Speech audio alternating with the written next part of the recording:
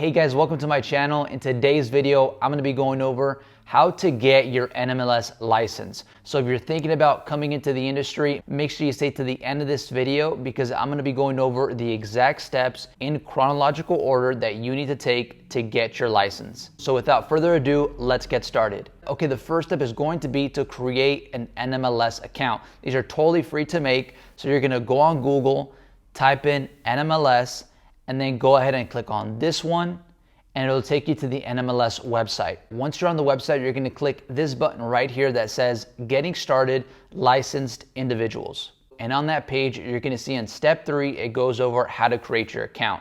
So it says to go to the login portal, and then from there, you're going to request to create an account. And once you're on that page, you're going to go ahead and click Individual. There will be the security check, so you just want to fill that in, and then from there you'll go ahead and start filling in your information. So now that you've created your NMLS account, the second step to getting your license is going to be to sign up and complete the 20-hour pre-licensing course. Now there's a lot of companies out there that offer this 20-hour pre-licensing education. Some do it online and others in person. I did mine online because I didn't have to drive anywhere. I could do it on my own time and I could do it from home. So I highly recommend online, but you can do it in person.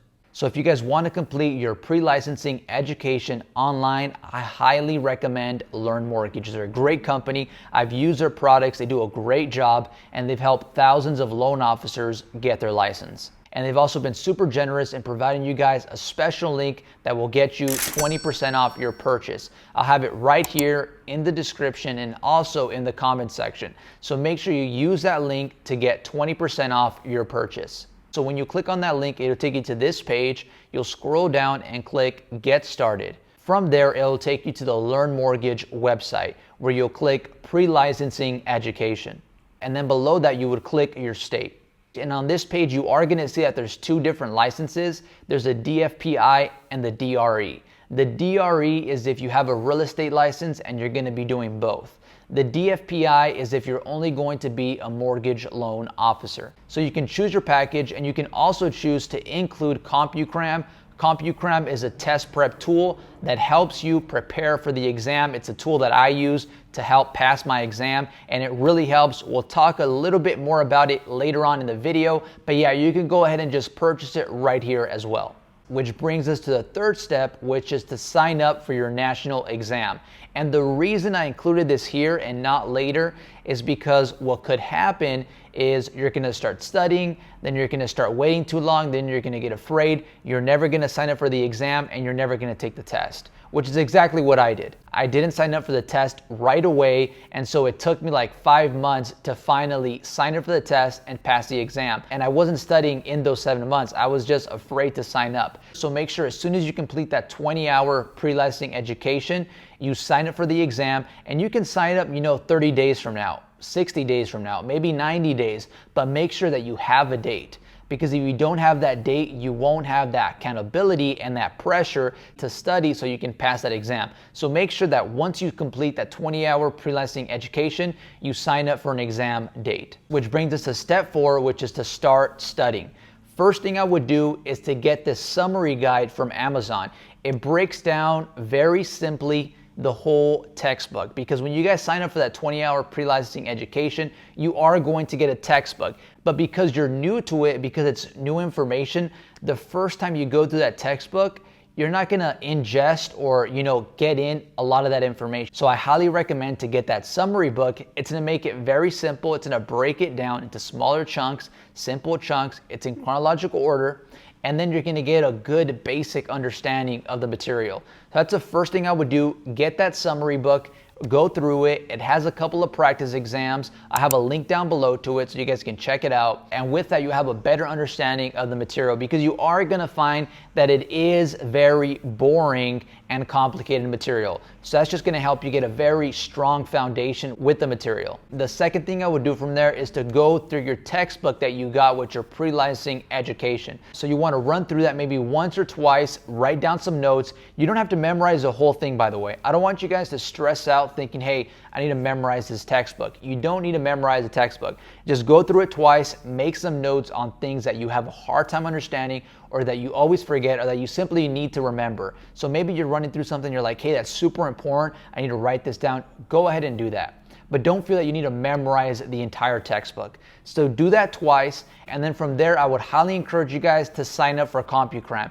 I use Compucram and it greatly influenced me passing that exam. If it wasn't for Compucram, I probably would have passed it on the second or third try. It really, really made a difference. So guys, make sure you check them out. Sign up for Compucram. It's gonna make a big difference. I like how it has a little meter on top that tells you how ready it thinks you are for the exam. And it also has thousands of questions to help you for that exam. So make sure you guys check them out. They are offering 25% off your purchase with the link right here. I'll have it down in the comments and in the description. So make sure you check them out. And I can go for hours explaining how great Compucram is, but I wanted to share some of your guys' feedback showing what you guys thought of Compucram. So check out this comment. This is one of my followers, my supporters. I love you guys, by the way, explaining how Compucram made a big difference. Here's another one.